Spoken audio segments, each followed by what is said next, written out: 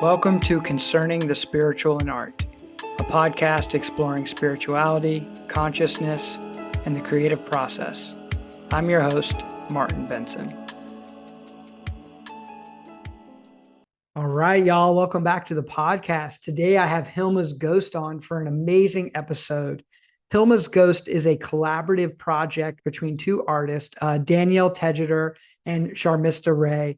And man, did we have an amazing conversation together. So both of them have come together to create this collaborative project that involves workshops that they do where they explore divination, tarot, witchcraft, and ways of building community around spiritual practice and creative practice. But they also engage in creative projects between the two of them where they collaborate on paintings and public projects and all sorts of amazing things that have kind of come out of this incredible partnership.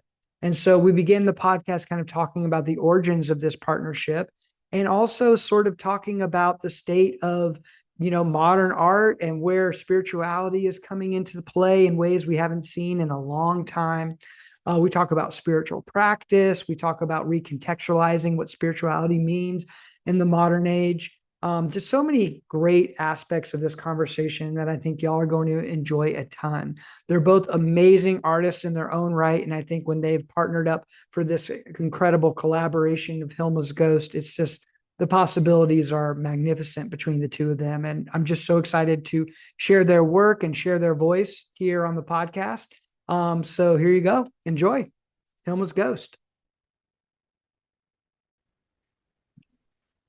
All right, y'all. Welcome back to the podcast. Today I have a special episode, a duo episode with the great collaborative duo of Hilma's Ghost. I have Sharmistha here and Dannielle Tegeder.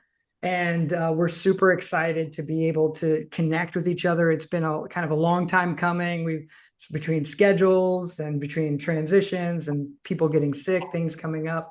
But we made it. Here we are on the podcast. And I'm just super excited to learn more about the two of you, both collectively, but also individually. I think there's so much shared interest in what I see you all do with Hilma's Ghost and what I see you all do in your own art practices. So I think we got a lot to talk about. And so when that happens, it's like, where do we begin, right? And I think the best place to begin is kind of the origin story of Hilma's Ghost. How did this collaboration come to be? Where did you all meet? What's kind of your mythos for this project? We met actually in 2017, I believe it was. I had actually just moved back from India and I was looking for a studio in New York City, and I landed at the Elizabeth Foundation, which is a great standalone studio spaces for artists. And lo and behold, I landed right next to Dannielle, who we became friends. We both work with hard-edged abstraction, albeit with different sources, and that continued to develop. And then we found ourselves in the pandemic in 2020, and we were all displaced from our studios. We were really in search of community and connection. And it really developed through phone calls because, people can see each other, and we're like, how do we get people together? We both discovered these kind of hidden interests we had in the occult, in witchcraft, in magic. We're like, well, we have nothing to lose. Let's just, do some online workshops and see what's out there. And from our first workshops, towards the end of 2020, we were attracting over 200 people to the workshops, and they were on tarot, they were on witchcraft, they were on sigil making. We were like, we're in this and learning with everybody else. And they were free workshops. They were always had a component of art making. So we didn't actually start even thinking that we were going to make art together. We were actually, now it seems like, well, why wouldn't we have done that? But at that time, we were really just trying to reach out to people and develop these interests, which before the pandemic seemed kind of impossible because the art world really made many of these subjects very taboo. Oh yeah, I definitely do. What about you, Danielle? What's your perspective? Yeah, I mean, I think, a lot of, looking back, a lot of horrible things came out of the pandemic, but a lot of amazing things came out of the pandemic. I know from a lot of artists. And I think that there was a huge paradigm shift. And, we went through a period where, we've never encountered mortality and, in those ways before. And I think there was a real turning inward and a real paradigm shift that rational kind of conceptual meanings of things were not working anymore for people. The world did not make sense. And I mean, my God, I mean, that really continues, right? So Oh it's, yeah.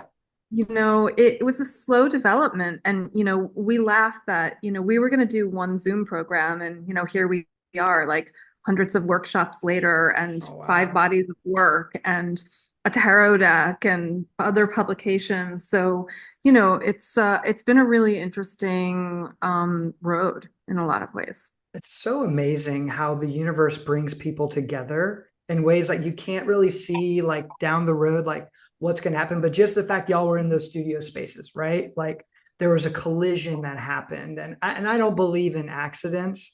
I think an accident We is don't just either. a distant perspective that doesn't have all the details in it. Absolutely. And so like wow, what a like an incredible conjoining of forces together. And I love that, this mentality of like let's just go for it and look what happens. I think everyone out there should learn just from that, like hey, let's just do a workshop and figure this out together. I think a lot of people feel fearful of starting new things or new ventures because they want it to be so perfect right away and they don't want to put it out there until it's ready, so quote unquote. But like I don't think, sometimes you just got to go for it and trust your intuition and fly by the seat of your pants a little bit and learn along the way. And I think there's a humility that comes with that I think grounds those kinds of experiences with more authenticity. And I think people feel that and need that more than ever.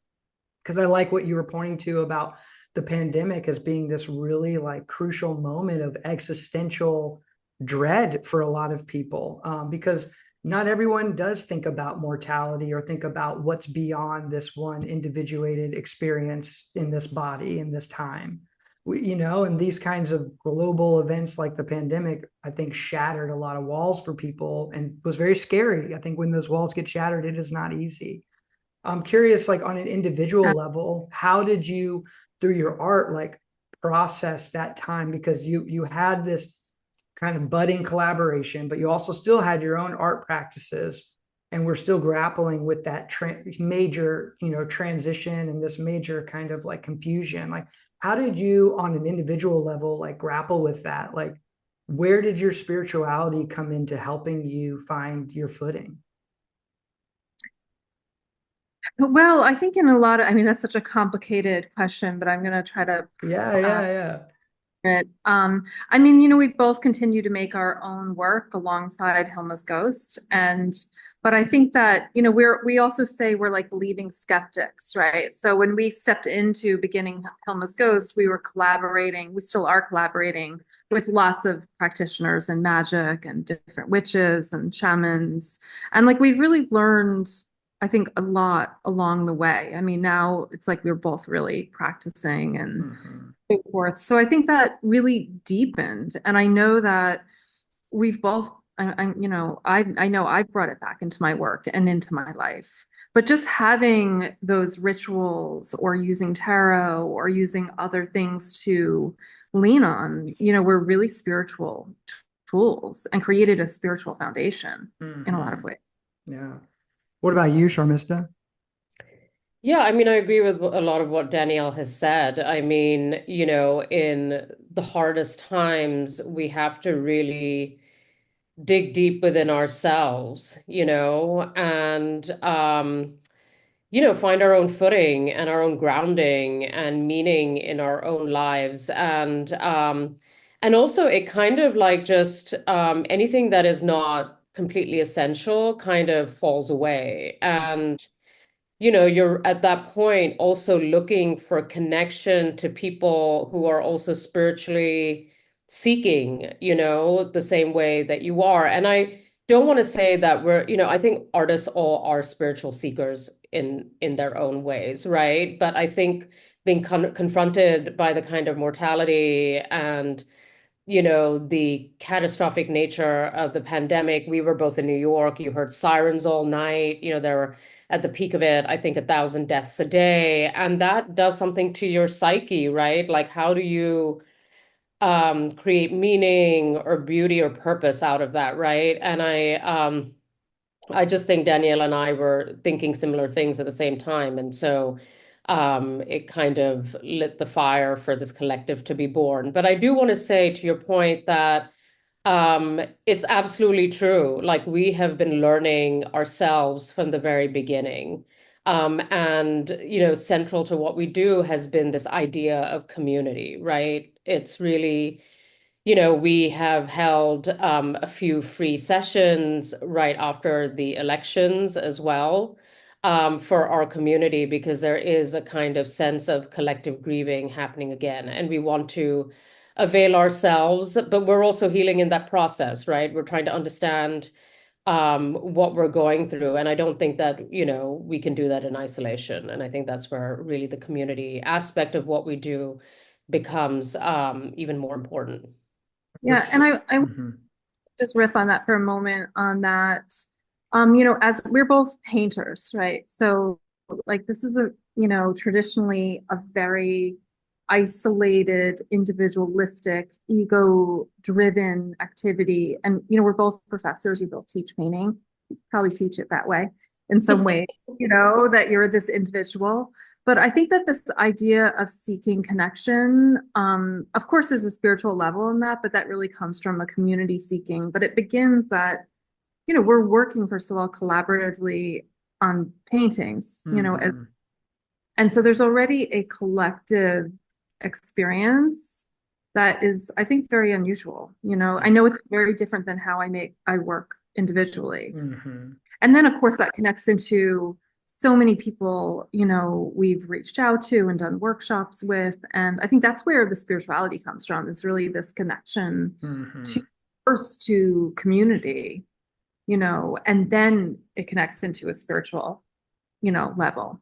Yeah, I mean, community is so essential. And I think in this, just the way our culture is evolving with all the technology, the social media, the screens, the Netflixing, like the ability to just go into the cave and not come out and connect with those in our tribe or in our communities is so much easier than ever because we have so much at our fingertips that we can use to distract ourselves. But I think those things ultimately have a limitation and they turn us numb.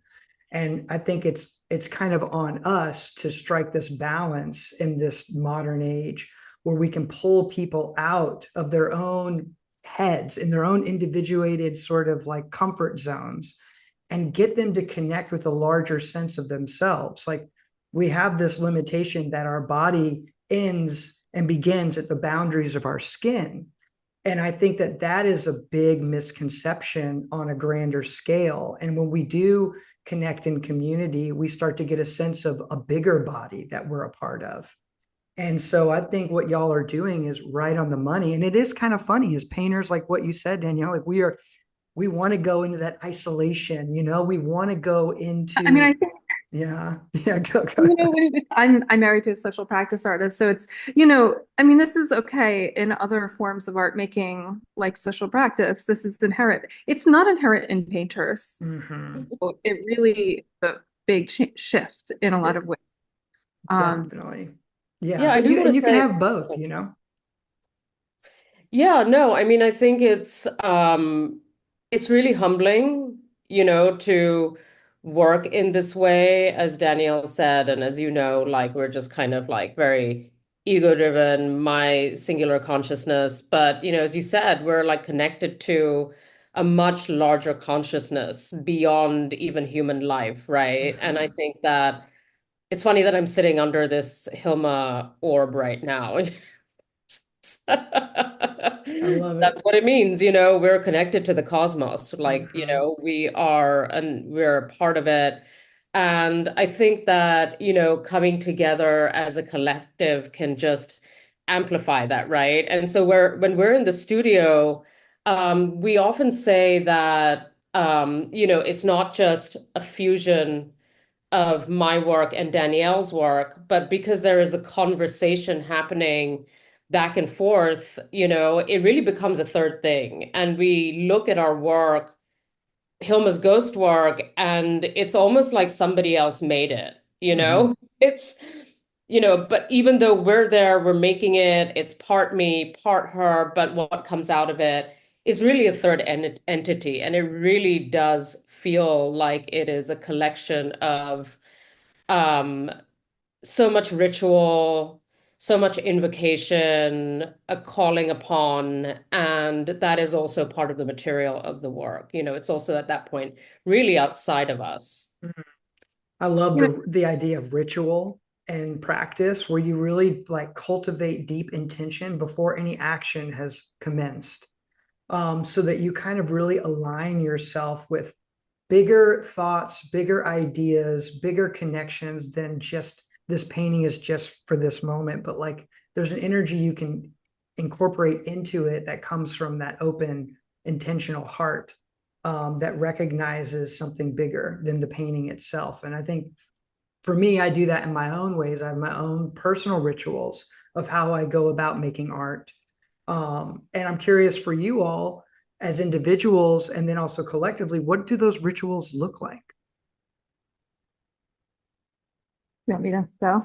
So they look many different ways. And I'll say that like yes, we have kind of when we're making collective work, we are doing different witchcrafts, different spells and things connected to witchcraft, but we're also cleansing the studio. We're using incense.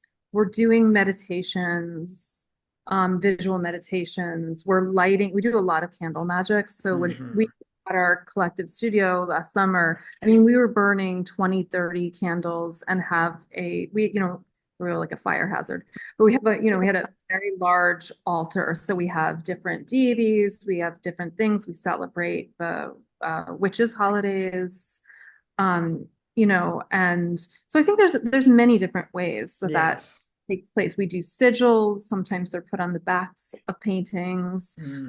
I also feel like in some ways our workshops and things like that are rituals. The ritualistic, we begin in a certain way, we end in a certain way. We have a mission. I open the circle usually. We have a certain closing.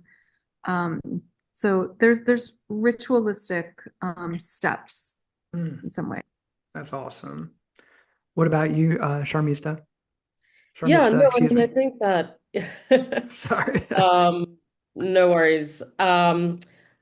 Yeah, no, I mean, again, I think that all artists have their rituals, right? Like they have a way of, it's kind of like you have to cross the threshold, right? From like material, physical reality, and you're stepping into the space, like even the act of stepping into the space, whether you're tidying things up, sweeping the floor, moving things around, like listening to some music or putting on a podcast, there is an active, shift from one space into another space, right? And it's just about bringing, again, a spiritual intention to that opening and closing. Yeah. And for us, central to our, studio space, our Hilma's Go studio space is the altar, and that is really symbolic of that opening and closing. There's this opening, we burn candles, we do invocations, we burn incense, we do many different types of things. Dannielle's favorite thing to do is to go around and give everyone sigil tattoos.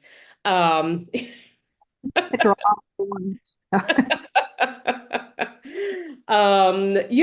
it's also there's a sense of playfulness and fun, it's like chaos magic in that sense, right? We're also kind of making up and designing our own rituals, right? We're not following a script. And as artists, we kind of dance to our own beat, right? And, as witches and practitioners, we're also doing that with magic, that we are creating our own rituals, and designing our own rituals and taking a bit from here, taking a bit from there. And, fusing it with our work. And as Dannielle said, even in our workshops, we really open our workshops in a certain way. And at the end of the day, at the end of the workshop, we, give gratitude and thanks to our ancestors. Mm-hmm. That is also a way of recognizing that we are not in the present moment, as a fluke, right? We're not doing what we do. We're not artists able to make the kind of work we do, it's not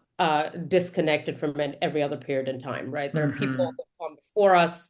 There are women artists who have really done this work in order, and witches, and I mean, they were burned at the stake or whatever Mm-hmm. happened, right? Like they were persecuted as free and liberated women, right? And like, we have to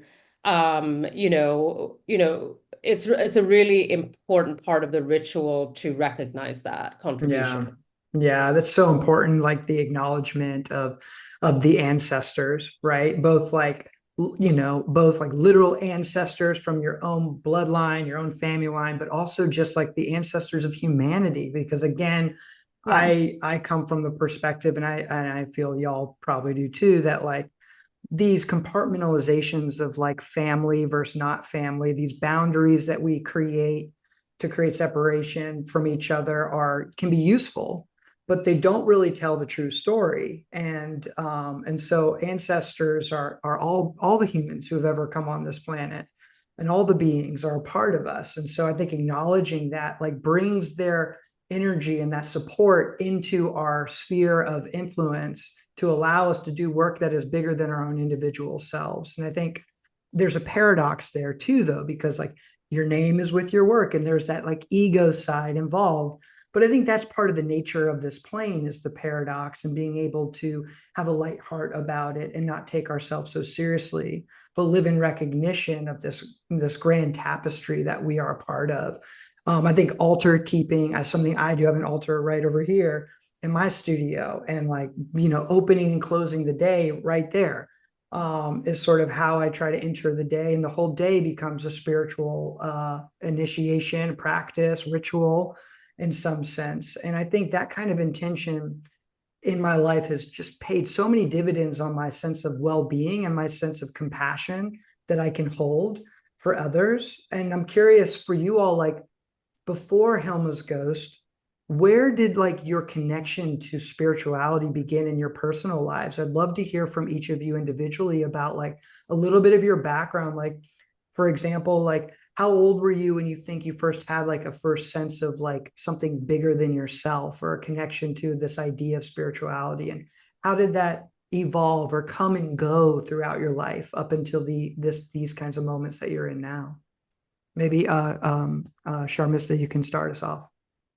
Sure. I mean, that's such a long story. I know we don't have that much time, but maybe just give me some highlights, like maybe like a really important moment in your life where you kind of like shifted your connection to something beyond your own self. Yeah, I mean, I think that always starts in your family in a way, and I would say my family is spiritual, but not ideological and not Mm-hmm. religious, even though, you know, um, I was born Hindu and there are many rituals. It's a very colorful religion, a lot of gods, a lot of festivals, a lot of rituals. And I think that connected me to something larger. I can't remember a time where I didn't feel connected to something larger than myself, but Beautiful. I think it also helped that there was there was no playbook or rules in that sense. It was really about a connection to something much larger than you. And I think that I was raised that way. Mm-hmm. Um, and kind of being, there were both forced and chosen migrations. I won't go into those, but I think that in those deep, challenging times, my spirituality always provided an anchor, Mm-hmm. for me. And I think it's always been deep within myself. I think in India, for example, there's not such a separation between the self and tradition, in that sense that, everyone is practicing. You'll have a businessman, who goes to a puja and, does a ritual, goes to work. People talk openly about it. I mean, I think there are other issues with religion in India, but I do think that that separation between the self and ritual doesn't really exist. Everyone is engaged in some and participating in some kind of ritual, and there's no shame or taboo around it. So I have a very fluid sense about it, but being in America and in Western society, I do recognize that there are these there are these walls separating things,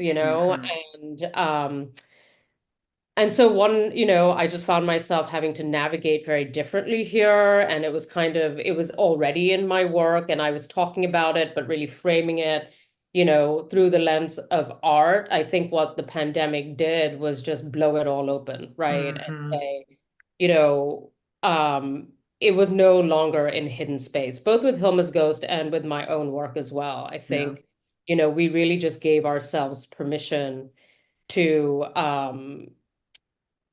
to break down those kind of boundaries that have been created. Yeah, beautiful. What about you, Dannielle? So, I come from a very different background, but it's amazing where things link up. So, I grew up about an hour and a half north of New York, and my grandparents had immigrated into New York, and I come from this kind of, Irish Catholic tradition, which of course has so many rituals, right, in a lot of ways. And I think, but I was always also very, very attracted to the occult. So, I've been reading tarot since I'm 14. Wow.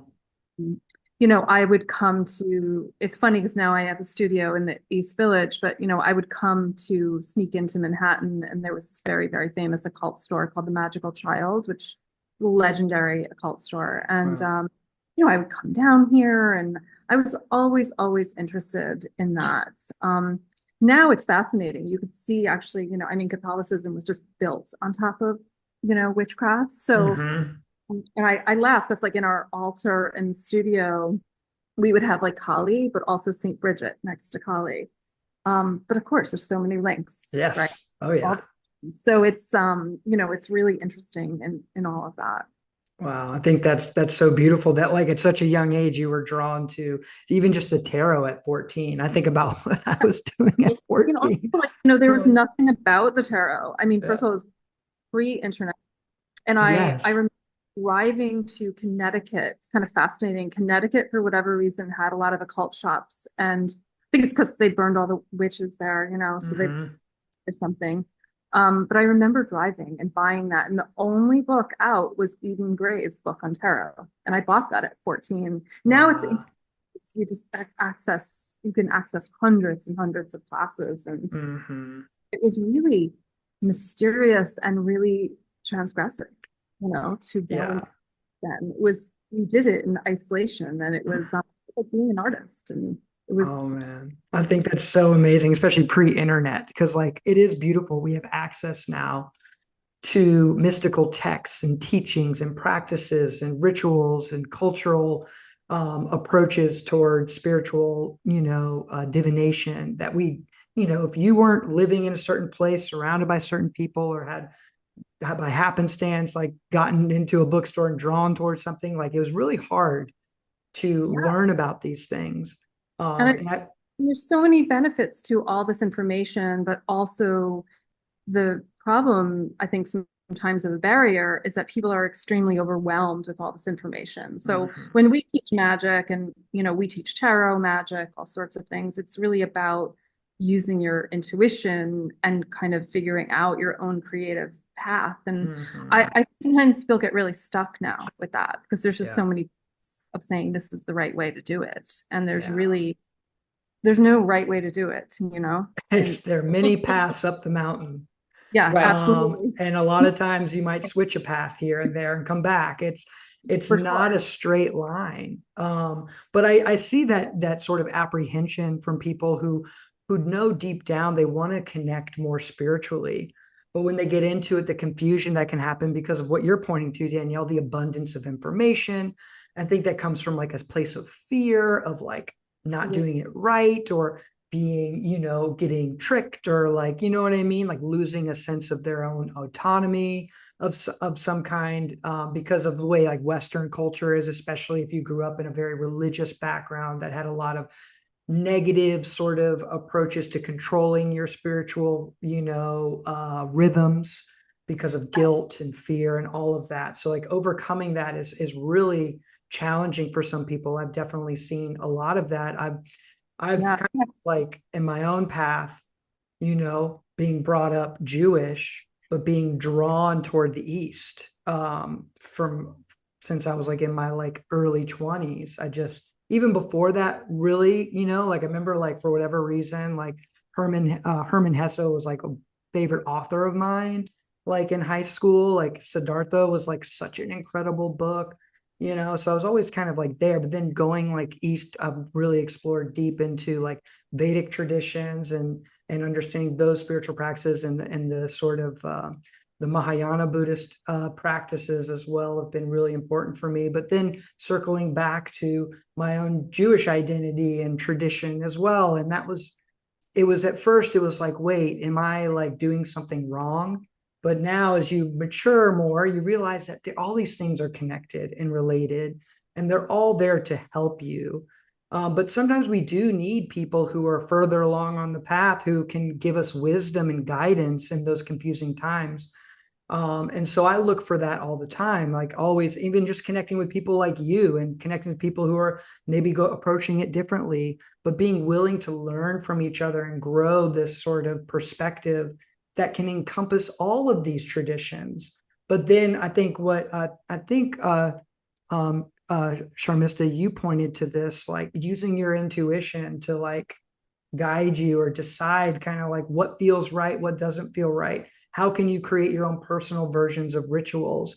Because at the end of the day, it's that intention and that pure heart that matters more than anything on the external. You know what I mean? Like what your intentions are really matter. And so it can look so many different ways. But I just love that y'all are reaching toward this kind of more occult Western spiritual tradition that I find to be really fascinating. And it's been really snuffed out in our culture for so long. But I think with Hilma's show at the Guggenheim, especially we talking about as artists in the art world, like, man, someone uncorked that bottle and they're not getting it back in now. And Beanie's out. it really is. And thank the Lord, because we need it more than ever. I mean, people were allergic to the word spirituality, especially in America and in like the art scene and the, art world for decades. Like they just the second that word was spoken, it had all these negative connotations and you were immediately put into a box. But Well, I want to make go for it. Cut in. I want to make a distinction between religion and spirituality. And I'm not trying to be binaristic about it, but I think there's often a confusion between what spirituality is and what religion is, and in the most kind of, and I hope I'm not being reductive, I think that spirituality is really about personal agency, and religion really takes away your agency. And I know I'm probably going to be pissing a lot of people off by saying that, but it's one is about just listening to a higher authority, and the other one is, the scariest part is to look inside yourself and be like, who am I? Right? And I think that is the hardest question to ask, even as an artist, right? We're constantly chipping away to find out who we are in our work. And those are the deepest questions. They're the hardest questions. They can sometimes feel like the loneliest questions. But that is really what spirituality for me is born out of. And there seems to be this confusion between in our modern society between what is religion and what is spirituality. So, we are non-denominational, we are not religious, we are not prioritizing one faith over another faith. We're spiritual practitioners, and And that is born out of the same agency that our artistic practice is. And I think that there's such a fusion between those things that we're learning more about every single day. And I think that our workshops are also a place where we provide these tools to other people, right? Yeah. And so many artists have their own spiritual practices. We've realized that through this process, they just don't talk about it, Mhm. right? They're doing their own form of rituals in their studio that are taken from maybe the traditions they grew up with, something they've learned, the tarot, things that they're interested in. And that is part of the raw material of, art making. It's not just your physical materials. And, there is something that we're constantly pulling from, and, we're giving that a name and Yeah. an intention. And we're not doing this. So many people have done this before us, right? But I think in modern society, industrialized society, et cetera, there has been a kind of exclusion of a certain way of being and thinking, and I think the pandemic allowed, gave us a portal. And I think it helped that the Hilma af Klint exhibition happened right before that, right? It's given permission to so many, especially women, non-binary and trans practitioners, people who are more marginalized, in society, really given them, and people of color as well, the, permission to really to bring that language back in a much more open way.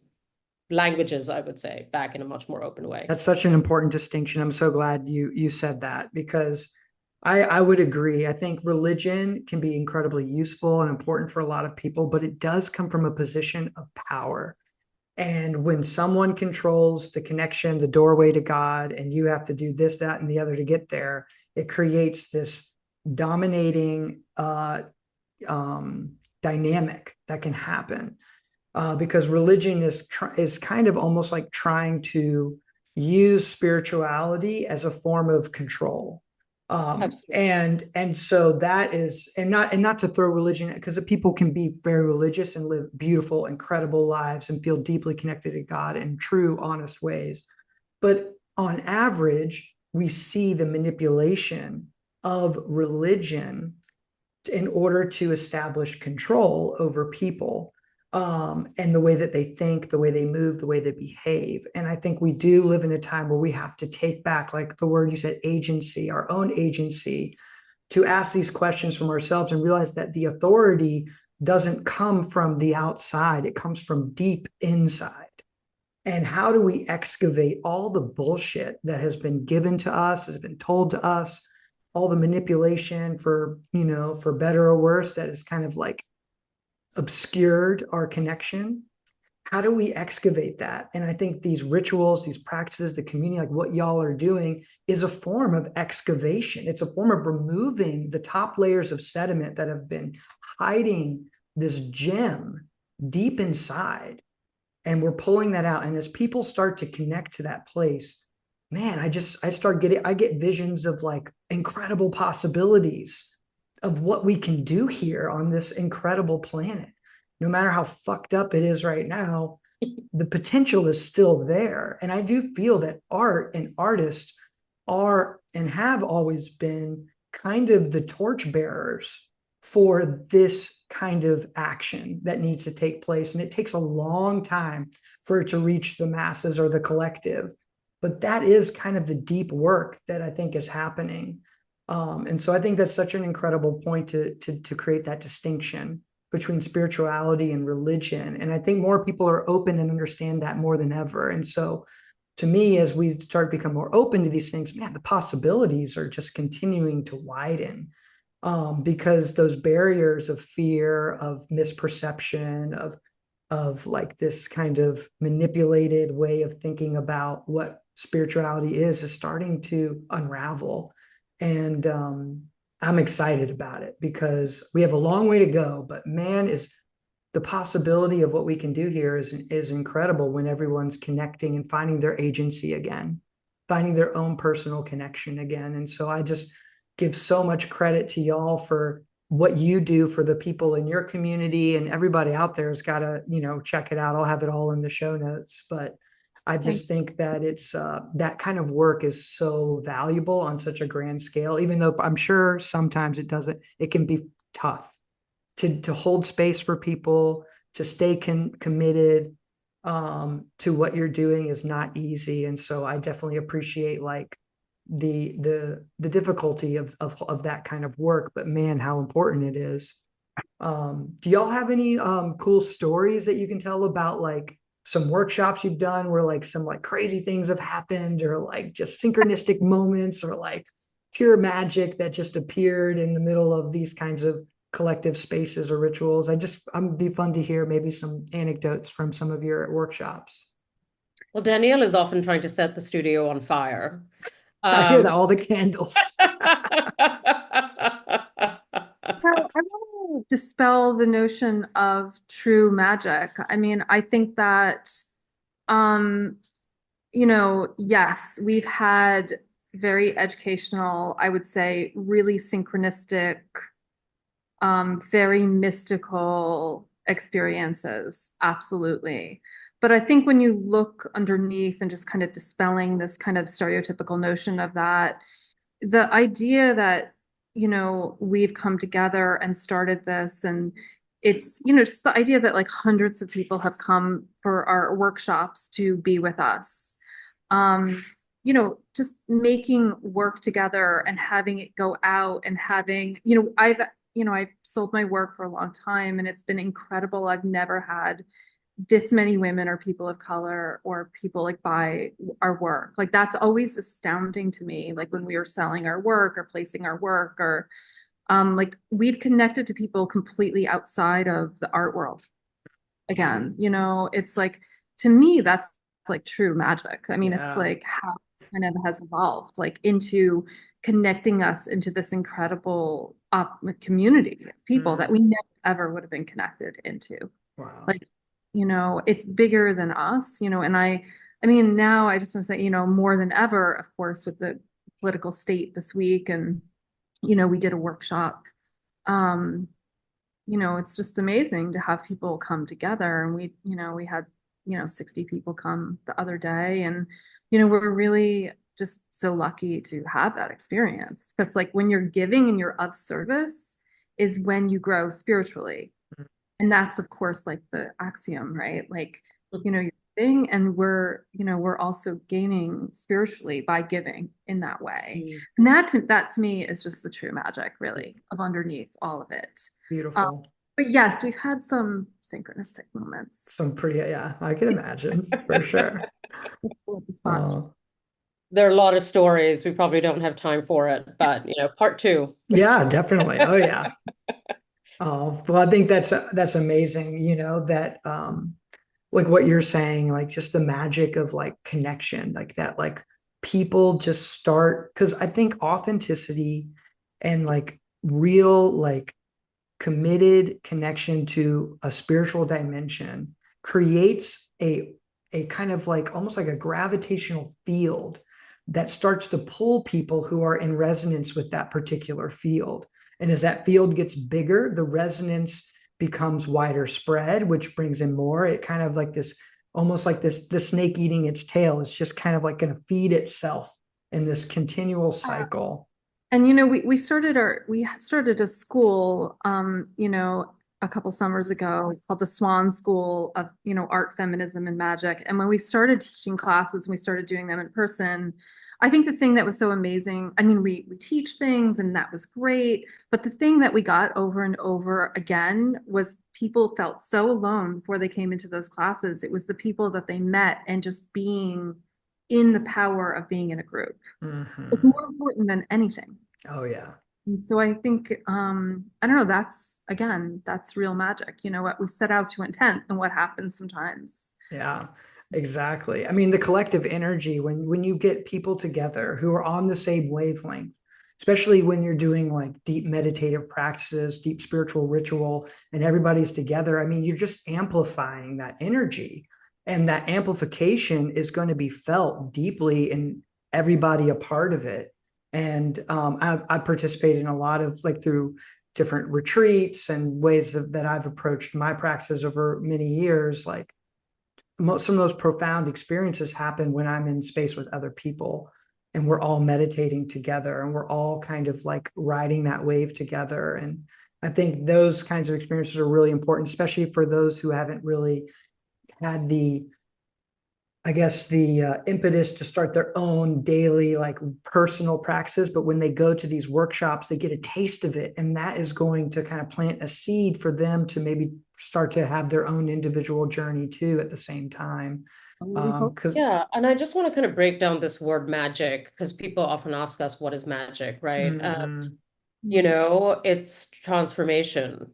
It is the same as it is when we turn something that was just material into something beautiful or transcendent, right? Like if, we're lucky to have that opportunity to do that, engage with that language. But I think that magic holds a similar potential of Mhm. transformation and transcendence. And I think that, we go to a place collectively and also alone when you're practicing alone and and also when you're practicing with a group of people and you're in alignment that you're going to a place beyond language. And I think that that's part of the mystical experience and it's hard to describe, right? It's hard to describe what that is. And I think that, maybe we're losing a language war, in a way, right? I mean, I remember, some of our best art critics went to the Hilma af Klint show and they were stumped for language, right? To really describe what they had experienced in that exhibition. And I think that is the place of magic and the mystical and the transcendent, these words that feel so ephemeral and beyond us, because in a way, it's hard to describe those kinds of experiences that are not physical. Exactly. And I think that's kind of why art exists, because we can use poetry, sound waves, light waves, whatever, to transcend the linguistic sort of frameworks that we're used to communicating through. And it can be really challenging to not be able to find the words. I mean, I think about this with like, plant medicine and deep psychedelic experiences. Like most people who come out of those are like, I don't know. I can never convey the experience that I have through words. It's literally impossible. Like it is a feeling state. It's something, it's a knowing in every cell in my body. I cannot find words to do it. But art can kind of help us, I think, more than language, unless you're like an incredible poet, an incredible writer, and know how to twist and use words and cadence to conjure a deeper feeling that's beyond the And I word love you word said itself. contour, right? Because it's like, I mean, that's why incantations rhyme, right? So, and spells rhyme. So, and I always say, at the beginning, like of our classes, like if you're an artist, we have a lot of writers too, you're already a witch, you're already a magician. Yes. The difference between being able to visualize something in art and transform that materially and spiritually and emotionally, and energetically, it's the same experience for sure. Mhm. Yeah, it is. I mean, we are in a way, and when I say we, I mean like all creatives of all kind, which really is every human. It's just, have you tapped in? Have you connected with that part of yourself? But like we are we are creating this world right now through our thoughts and our feelings and emotions. Every moment we're creating this reality. So just on that level, like that's magic, right? Transformation. And it's about how do we take ownership over it and then cultivate deeper skillfulness and deeper intention and slowly shedding the layers of deception, self-deception. I feel like that's been the biggest challenge of my journey, is uncovering my own self-deception, which there's still a lot of it, but I'm seeing, you know what I mean? Like peeling away those parts of the ego that wants to control, control, control. And it's really about surrender, surrender, surrender, and become a vessel, emptying yourself so that you can be filled with that energy that transcends the time and space to move through you. And it's a beautiful process. And I just feel like where we're at this particular time, it's no accident that all of these practices that are our connection to all of these traditions are all there for the taking now. And people are more ripe for it than ever. And so I think it behooves us as artists and practitioners to share unapologetically who we are and what we do without the fear of repercussion, without the fear of judgment, so that we can really bolster the potential energy that we can create here on this planet and harness it together.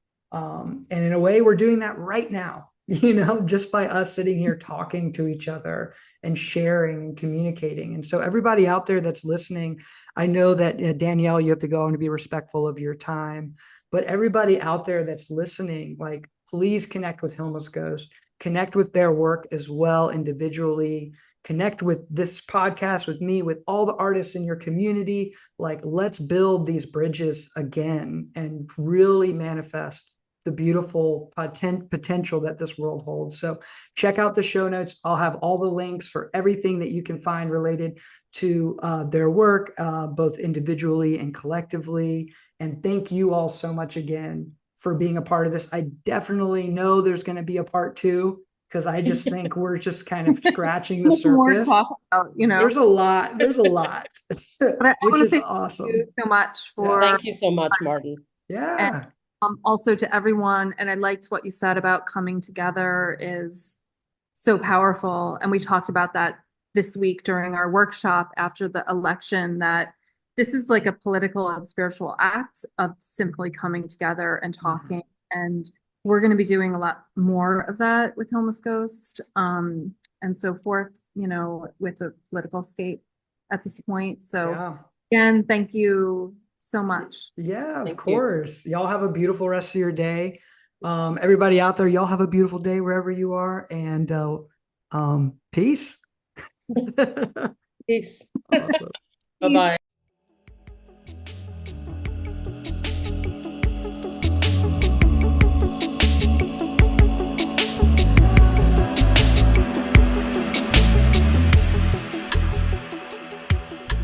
Thank you all so much for tuning into this episode of Concerning the Spiritual in Art.